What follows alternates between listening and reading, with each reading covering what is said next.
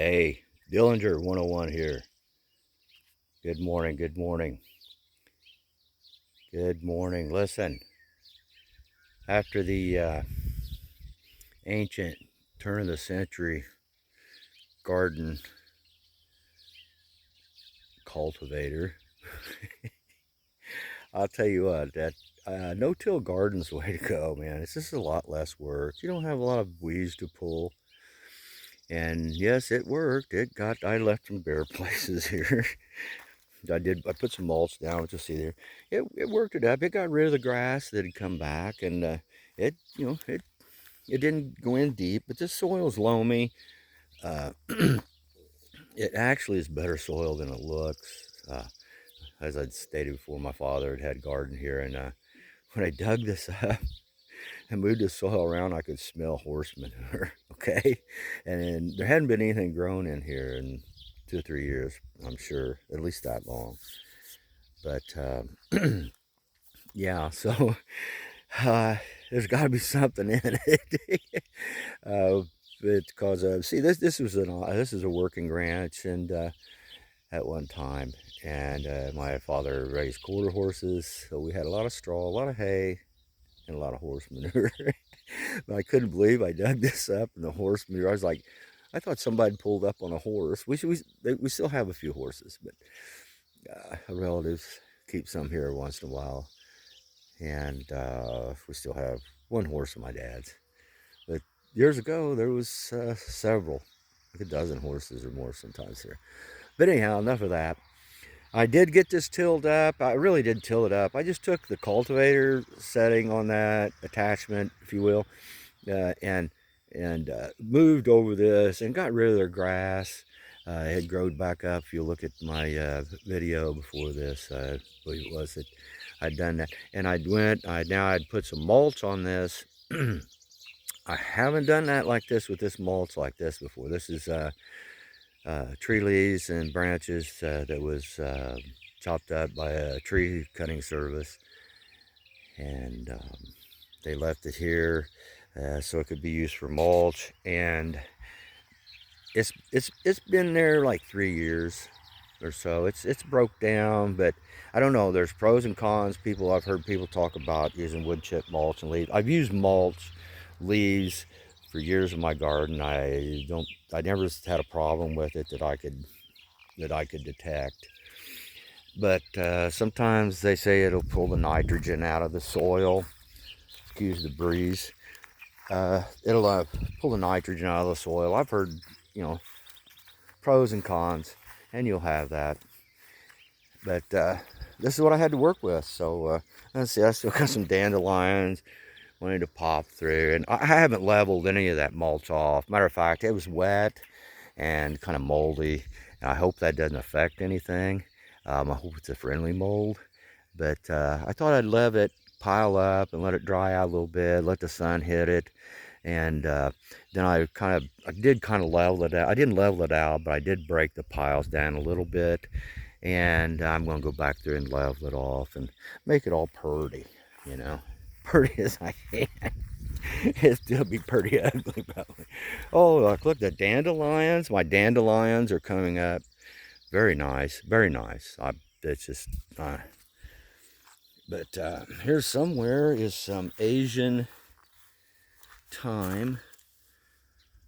No, basil, excuse me, basil. And that's some purple basil. I got some of that kawabi. I can't say that right, but I'm not gonna worry about it. And there's some cabbage out here, a few tomato plants. I need to give me a cherry tomato plants. What I want, I don't know. I didn't make it once. There's some. Let's see. Here's a nice dandelion coming up right here by my Swiss char. See, and so there's going to be some work here, But man, it's a start, man. It's a start.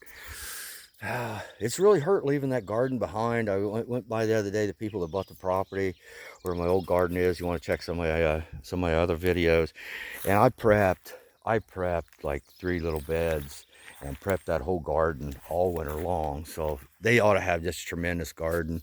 I see they did remove a couple of little beds I made, but those really would have had to have set for about 2 years before they really would have amounted to anything. It's kind of experimental. But the one larger, small bed, if you will, boy, that thing's just going to be dynamite. I mean, the whole garden will be for them this year, and it really hurts. I'm here doing this again, starting all over. But it's, it's healthy. It's healthy. You know, you gotta do what you gotta do, man.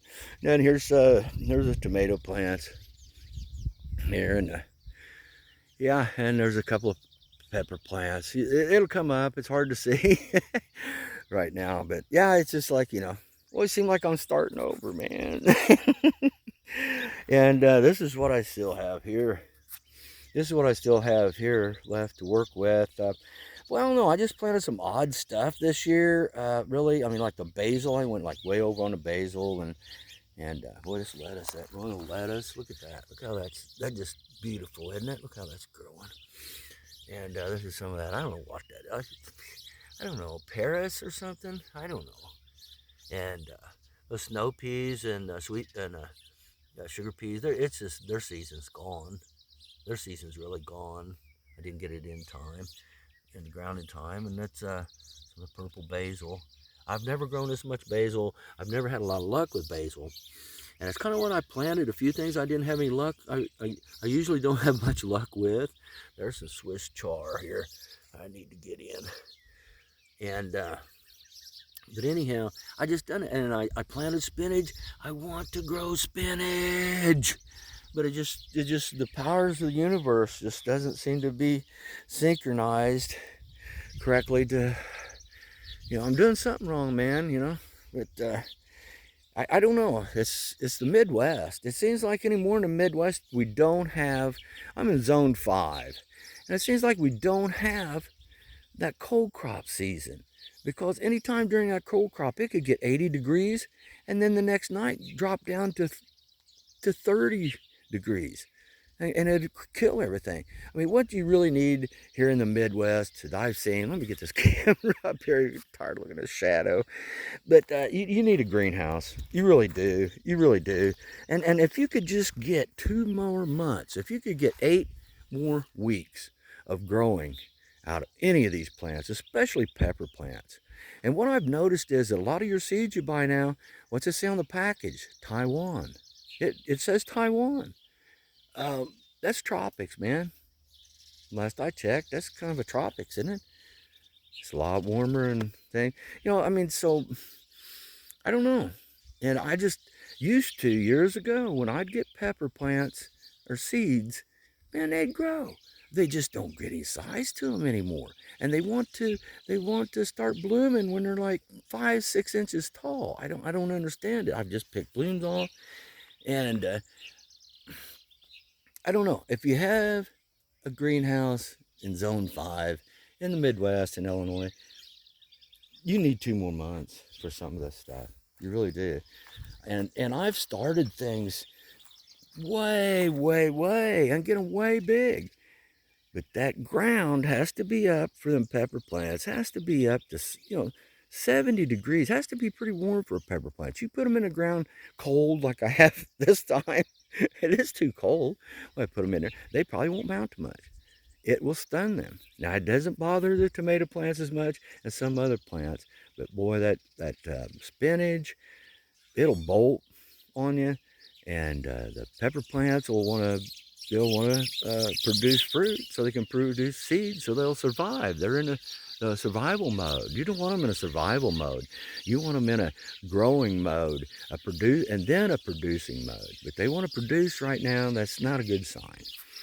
And actually, I bought those pepper plants, and they were producing. When I bought them, I picked some blooms off of them. Tomato plants is doing the same thing.